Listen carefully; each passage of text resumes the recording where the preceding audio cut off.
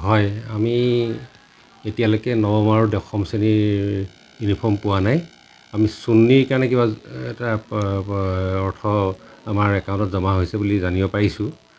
কিন্তু 9-10ৰ কাৰণে যোৱা 9-10ৰ ইউনিফৰ্মৰ বাবে যোৱা 7 মে'ৰ দিনা এটা আমাৰ বিভাগীয় নিৰ্দেশনা আহিছে ইনস্পেক্টৰ অফ স্কুলছৰ পৰা যে আমাৰ 4টা প্ৰতিষ্ঠানেৰে আমাৰ বিদ্যালয়সমূহত ইউনিফৰ্মৰ যোগান ধৰিব। আমি আনিবগৈ লাগিব লখিমপুৰৰ পৰা নে তেওঁলোকে আহি ইয়াত দিবহি কথাটো আমি স্পষ্ট নিৰ্দেশনা আমি পোৱা নাই। আৰু 2টা মাহে প্ৰায় অতিক্ৰম কৰিলে, এপ্ৰিল আৰু মে'। আমি ভাবিছোঁ যে এই মে'ৰ শেষৰ ফালে বা জুনৰ প্ৰথম ভাগতে আমি পালে ভাল হয়। তাৰপিছতে জুলাই মাহত গৰম বন্ধই হ'ব। আমি ক্লাছ 9ত নতুন ল'ৰা ছোৱালী আহিছে, বেলেগ বিদ্যালয়ৰ পৰা আহিছে, বেলেগ ধৰণৰ ইউনিফৰ্ম তেওঁলোকে আগতে পিন্ধিছিলে।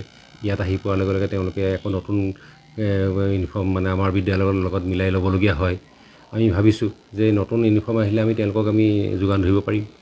আজি শিক্ষাবৰ্ষত প্ৰায় 2 মাহেই অতিক্ৰম হ'ব হৈছে।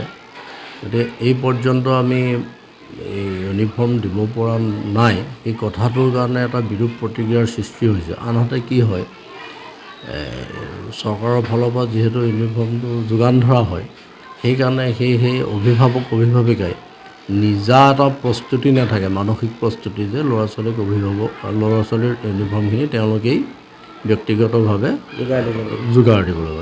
সেই প্ৰস্তুতিটো নথকাৰ বাবে, মানসিক প্ৰস্তুতিটো নথকাৰ বাবেও তেওঁলোকে যথাসময়ত নিৰ্দিষ্ট সেই ইউনিফৰ্ম পৰিধান কৰি আহিব নোৱাৰে। আৰু বৰষুণৰ বতৰ হ'লে বিশেষভাৱে দিগদাৰ হয়। এইখিনি কিছু অসুবিধাৰ সৃষ্টি হৈছে।